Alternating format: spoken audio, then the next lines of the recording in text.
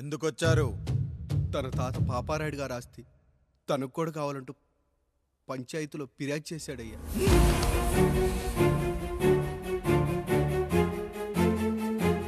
మస్తా గారు, ఆ దస్తావేజులు ఇవ్వండి.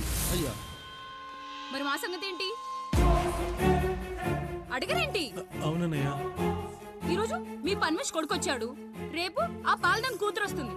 ఇలా వచ్చినోళ్ళంతా మీ సంతానమేని తెలిసాక అదిగో ఆ కాముడు చెప్పినట్టు మా ఆయన వాటా కిందో బాత్రూము, నాకో సబ్బు బిల్ల, నా పుట్టబోయే బిడ్డకో బొట్టు బిల్ల, ఇదే మిగులుతుంది. అయినా ఊరి జనాభా కన్నా అన్నయ్య పిల్లల సంఖ్య ఎక్కువైపోతుంది. వాళ్ళందరూ ఇంటి మీదకి వచ్చేలోపు మా ఆస్తి మాకు ఇచ్చేస్తే మా బతుకులు మేము బతికేస్తాంగా. అవునన్నయ్య, మా ఆస్తి మాకు కావాలంతే. ఎవరిని పట్టుకుని ఏం మాట్లాడుతున్నారయ్యా?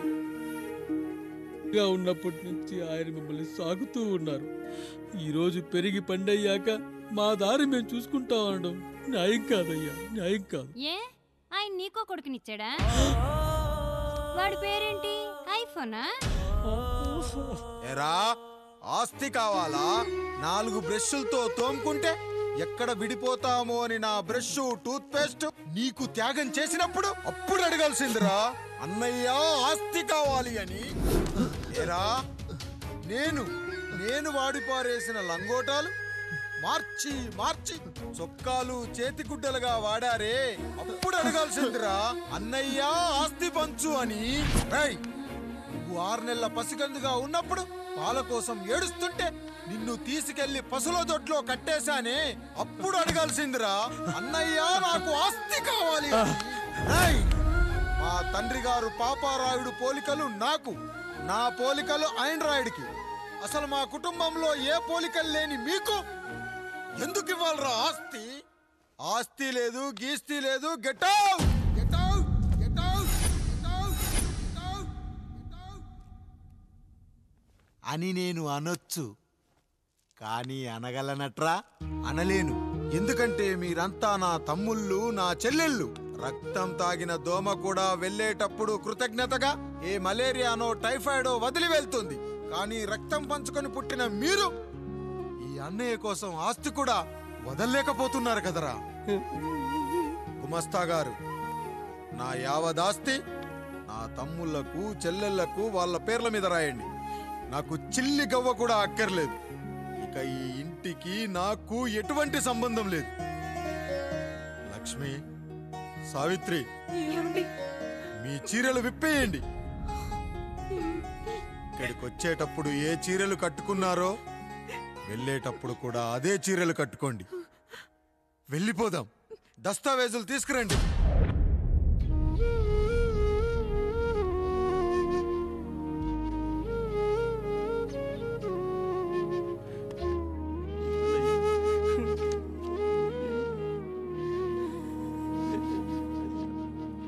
ఇక ఈ ఇంట్లో నా పేరు వినపడితే నా తమ్ముళ్ళు, చెల్లెళ్ళు బాధపడతారయ్యా. ఈ ఇంట్లోనే కాదు, ఈ దస్తావేజులో కూడా నా పేరు ఉండకూడదు. నేను ఇక్కడ సంతకం పెట్టి వీళ్ళ మనసు నొప్పించలేను. అయ్యా, మొత్తం వదిలేసి మీరెలా బతుకుతారయ్యా? ఎండకు నీడలా, వర్షానికి గొడుగులా నన్ను ఇన్నాళ్ళు కాపాడింది. కష్టాల్లో, సుఖాల్లో నాకు తోడుగా నిలిచింది. నా నిజమైన ఆస్తిని, కుటుంబ గౌరవాన్ని కాపాడింది. ఇదేరా నా ఆస్తి, అంతస్తు. ఇదే మా నాన్నగారిచ్చిన లంగోట. బంగారం లాంటి తమ్ముళ్ళే లేనప్పుడు నాకు మాత్రం ఈ బట్టలెందుకురా? వెతికిన దొరకదే రూపం, అరి పిలిచిన పలకదే ప్రాణం. వెతికా నువ్వు నడిచిన దారుల్లో, బ్రతికే నువ్వు విడిచిన శ్వాసల్లో. హో నీడనడిగా, గాలినడిగా, ఎక్కడని నా ప్రాణం. ఏరునడిగా, ఊరునడిగా, ఎందుకని మౌనం. బాధనను విడువనని తడిమినది వెంటపడి.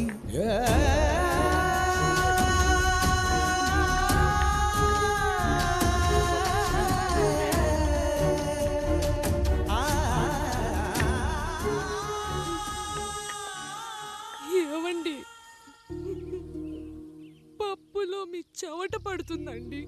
ఇడ్లీలో 2 చెంచాల ఉప్పు తగ్గించు లక్ష్మి. ఎలాగో మనం పేదోళ్ళమే కదా, కనీసం ఉప్పు ఖర్చైనా తగ్గుతుందనుకో.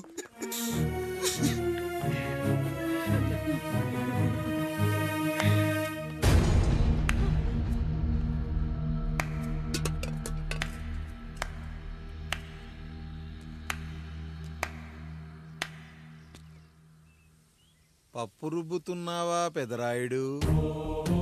ఎవడికైనా చేసిన పాపం పండుతుంది అంటారు, నీకు మాత్రం అదిగో అలా పిండయింది. అరే రే రే రే రే, చేతి నిండా భార్యలు, ఇంటి నిండా బంధువులు, బీరువా నిండా డబ్బులు, ఊరి నిండా జనాలు. ఏరి ఎక్కడ? ఇంటర్వెల్ ముందు ఇంటర్ చదివే కుర్రాడు ఏదో ఆవేశంగా డైలాగులు చెప్పాడు, సెకండ్ హాఫ్ కు మర్చిపోతాడు అనుకున్నావు కదూ? మర్చిపోవడానికి నువ్వు నాకు ఇచ్చింది అప్పు కాదు, ద్రోహం. అమ్మ వచ్చిన ప్రతిసారి అడిగేవాన్ని, అమ్మా నాన్నెక్కడా అని. నీ గురించి తెలిసాక నీ ముందుకొచ్చా, నీ బ్రతుకుని ఇక్కడి దాకా తీసుకొచ్చా. పిక్చర్ అభి బాకీ హే మేరా పితాజీ. నిన్నిలాగే వదిలేస్తే ఈ ఆండ్రాయిడ్ తో వదలవు. సామ్సంగ్లు, హెచ్టీసీలు, లెనోవాలు అంటూ కనిపారేస్తూ మా అమ్మ లాంటి వాళ్ళ కోసం తిరుగుతూనే ఉంటావు.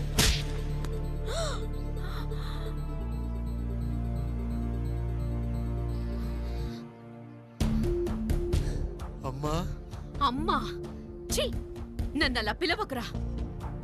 ఎవరిని పట్టుకొని ఎన్ని మాటలు అంటున్నావురా? రాయికి వరమిచ్చిన రాముడు దేవుడైతే, ద్రౌపదికి చీరిచ్చిన కృష్ణుడు దేవుడైతే, నాకు బిడ్డనిచ్చిన ఆయన కూడా దేవుడేరా. ఏంటి, ఇలానే వదిలేస్తే బిడ్డల్ని కంటూ వెళ్తాడా? అసలు ఆయన కంటూ సొంతంగా ఒక్క బిడ్డ కూడా లేడు.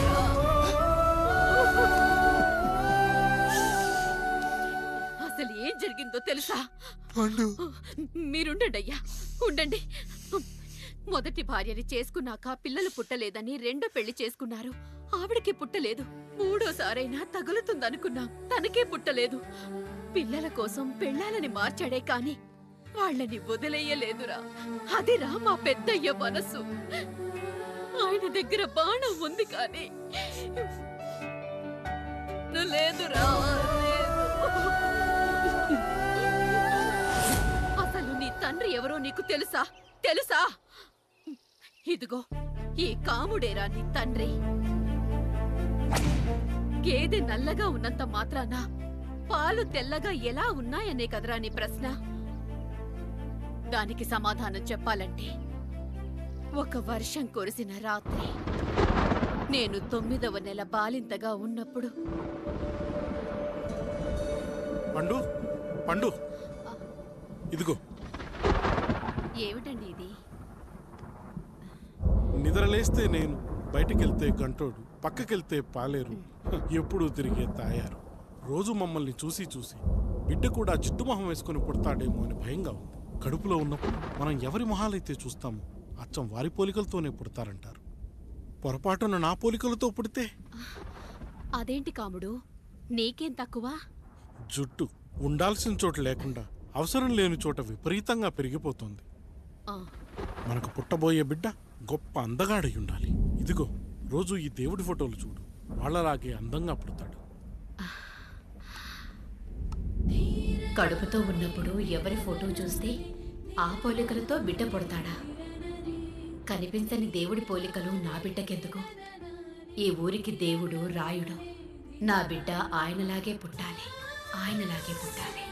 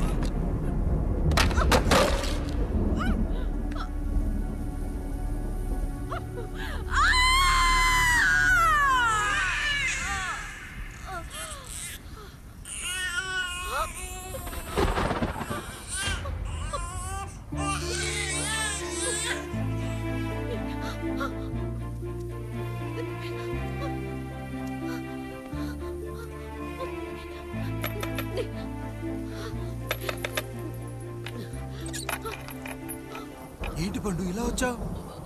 అయ్యా, తప్పు జరిగిపోయింది పెద్దయ్య. ఏం జరిగింది? అసలే నువ్వు ఒట్టి మనిషి కూడా కాదు. ఒక్కసారి ఇటు చూడండి అయ్యా.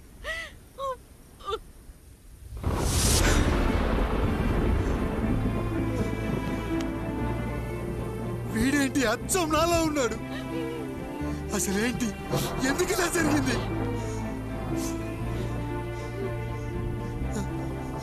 నువ్వు ఎప్పుడైనా చీకట్లో పంపు సైడ్ దగ్గరికి వచ్చావా?